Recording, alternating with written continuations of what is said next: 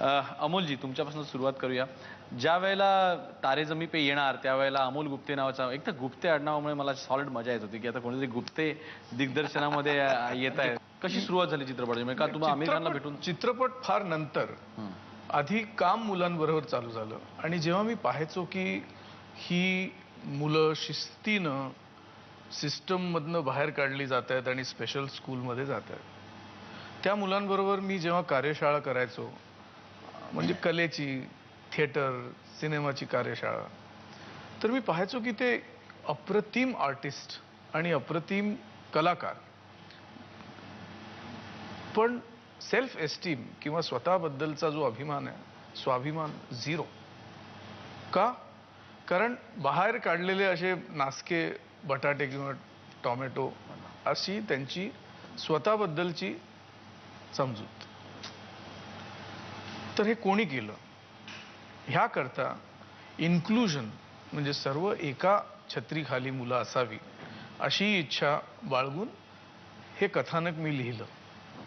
कारण मला खरंच आधी आमच्या शाळेत जेव्हा आम्ही लहान होतो तेव्हा एवढं सेग्रेगेशन नव्हतं की इथे कसं थोडे मार्क कमी झाले, काहीतरी आपलं त्याला नाव देऊन त्याला इकडे पाठवा, तिथे पाठवा, काउन्सिलिंग करता पाठवा. तो धंदा आहे. ते 500 रुपये पर तास पिक्चर नंतर वाढला आणि त्याकरता मी दिलगीर आहे. कारण ती इच्छा नव्हती माझी. कारण चित्रपटात ना काउन्सिलर होता, ना सकायट्रिस्ट होता, ना रिसोर्स रूम होती, ना काही होतं. चांगला शिक्षक, एक सिंपल चांगला शिक्षक होता आणि आई वडील होते. तर हे बाकीचं सगळं मी डिस्टर्ब करून तुम्हाला सांगतो लोक हो, मी असा एक पेरेंट आहे, मी असा एक पालक आहे की जो चित्रपट बघून त्याच्यानंतर मी हे सांगताय त्याच अर्थाने मी चुकीची वाट पकडली होती.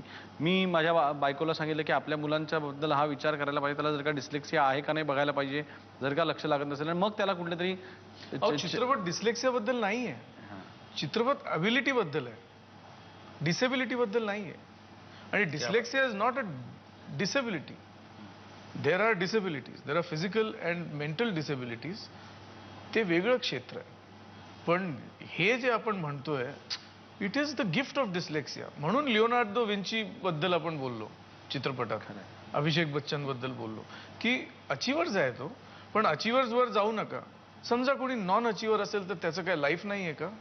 त्याला जीवन नाही आहे त्या मुलाला. पण हे सदोदित प्रौढ वर्ग जो कम्पेअर करत राहतो आपल्या बाळांना, बाबा तुझा कुठचा रायगडचा हापूस का नाही, माझा तिकडे देवगडचा हापूस, हे असं जे चालतं ते कधी थांबणार आहे? म्हणजे आपल्या मुलांना आपण इक्वल समजून त्यांना रिस्पेक्ट देणं केव्हा शिकणार? यांची फिल्म पाहिली ना जेव्हा, तेव्हा माझं मन इतकं गलबललं की जसं काही मी माझ्याच लहानपणच्या मला पाहतोय असं मला आठवलं. आणि त्याच तऱ्हेचा न्यूनगंड, त्याच तऱ्हेचा संबंध, एक अशा मनाला होणारा यातना, हे सगळं मी भोगलेलं आहे. म्हणून शाळा ही मला असं वाटतं की आपली फार मोठी चूक झालेली आहे. हां, म्हणजे शॉ असं म्हणायचा की मला खूप शिकायचं होतं पण ही शाळामध्ये आली, असं तसं म्हणणं होतं. तर हे सगळ्यांना एकसारखं लेखून, सगळ्यांना एक सिलॅबस, एक तऱ्हेचे परीक्षा आणि एका मार्कांना आकड्यांमध्ये त्यांचं इव्हॅल्युएशन, हे वैज्ञानिकदृष्ट्या सुद्धा चुकीचं आहे हो. इतके वेगवेगळे जेनोम, इतके वेगवेगळे बॅकग्राऊंड, इतकं सगळं वेगळं. कसली टेस्टिंग आणि काय टेस्टिंग आहे? आणि प्रत्येकाच्या ॲबिलिटीज इतक्या वेगवेगळ्या आहेत की पहिल्या आलेल्या मुलाला विचारलं की तुला झाडावर चढता येतं का, तर त्याला नाही चढता येणार बहुधा. आता मग झाडावर चढणं हे आपल्या जीवनाला आवश्यक आहे की नाही? पोहता येणं आवश्यक आहे की नाही? 4 पोरांबरोबर एक चांगलं आपली दोस्ती करता येणं, ह्याला काय आपल्या जीवनात महत्त्व आहे की नाही? का ते संबंध पुस्तकं आपली पेपरात उतरवणं ह्यालाच महत्त्व आहे?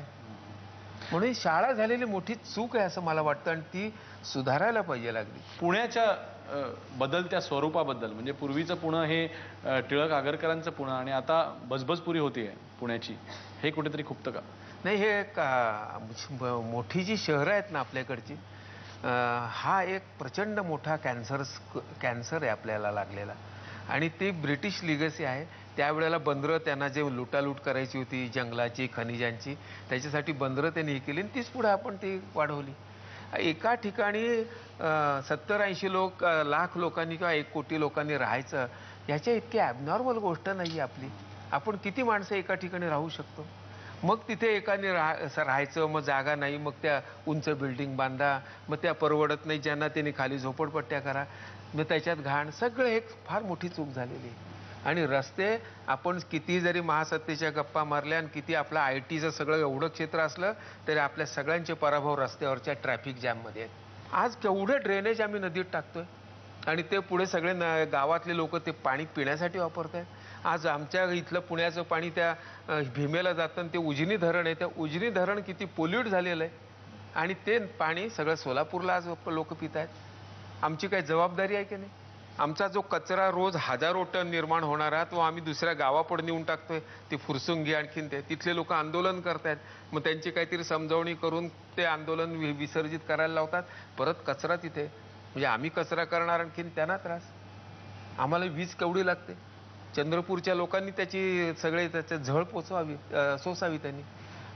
रोज काहीतरी इतक्याच 80 का 84 हजार टन राख आकाशात फेकली जाते आणि ती सगळी त्या पिकांवर जाते. पिकांच्या मधला तो संबंध हिरवेपणाच नाहीसा होतो आणि त्यामुळे ते खुरटतात, लोकांना श्वसनाचे आजार होतात, उष्णता केवढी, म्हणजे काय विचारू नका.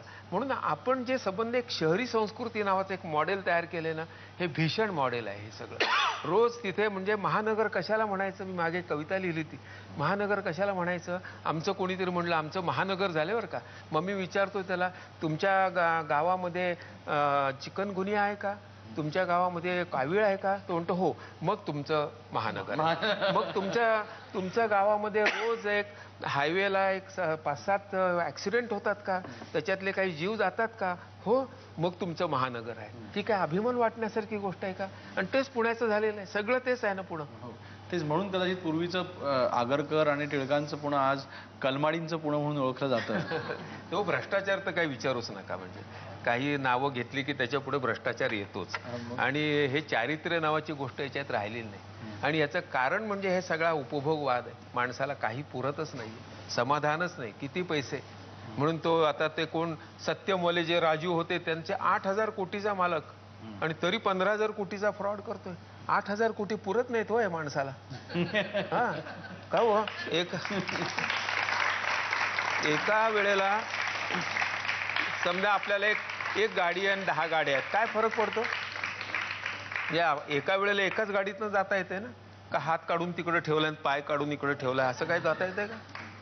म्हणून या वस्तू किती लागतात वस्तू, आणि त्यांनी आपण जास्त व्हल्नरेबल झालेलो आहोत. आपल्या इथं जर समजा भूकंप झाला आणि आपण सगळे रस्त्यावर आलो तर मरून जाऊ तडफडून. आपल्याला सर्व टिकून राहण्याची क्षमताच आपल्यामध्ये नाहीये. समजा 3 वर्ष सलग दुष्काळ आला आणि आमचे सगळं खडक वाचला, सगळं फार कोरडं पडलं, काय होईल पुण्याचं? तडफडून मरतील. ते जाणार कुठं? खेड्यात, तिकडे दुष्काळ, काय करणार? मग कदाचित जगतील ते आदिवासी जगतील, त्यांना ह्या दुर्भिक्षाची सामना करण्याचं त्यांच्याकडे सर्वायवल स्किल आहे, ते कदाचित जगतील. अमोलजी, तुम्ही आता इतक्या महापालिकेच्या शाळांमधल्या मुलांसाठी कामं करताय, तर तुम्ही काम करत असताना सरकार म्हणा, गव्हर्नमेंट म्हणा, समाज म्हणा, तुमच्या कामाच्या मध्ये येणाऱ्या गोष्टी?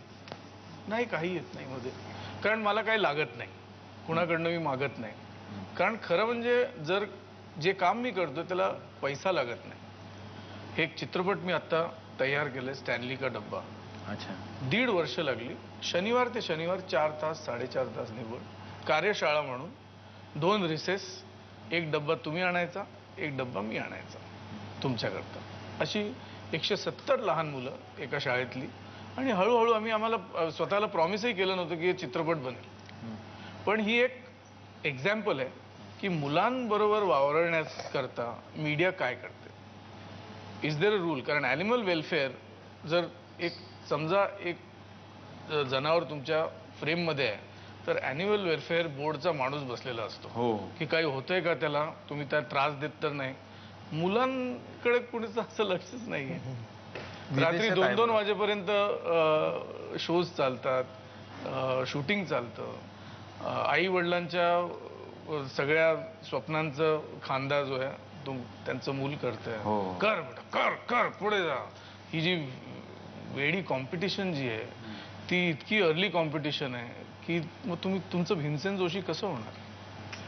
8व्या वर्षी तुम्हाला तृप्ती मिळाली आणि 9व्या वर्षी तुम्हाला डिप्रेशन मिळालं, कारण त्यापुढे कुठे जाणार?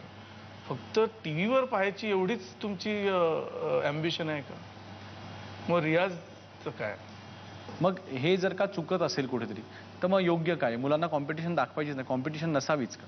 कॉम्पिटिशन कशाला असावी? मी तर म्हणतो की कॉम्पिटिशन स्वतःशी असावी. कॉम्पिटिशन ही अत्यंत अल्प प्रमाणात पोषक आहे पुढे जायला किंवा माणसाच्या याचा विकास व्हायला. त्याचं जेव्हा पर्सेंटेज वाढत जाईल त्याचं ते संबंध दुष्परिणाम इतके डोक्यावर बसतात की ज्याच्यामुळे एकतर पहिला येणाऱ्याला अहमगंड आणि जो दुसरा किंवा नंबर येत नाही त्याला न्यूनगंड असे आपण बहाल करतो. आणि ते स्पर्धा जी आहे जीवघेणी ही स्पर्धा ही फार घातक आहे असं मला वाटतं.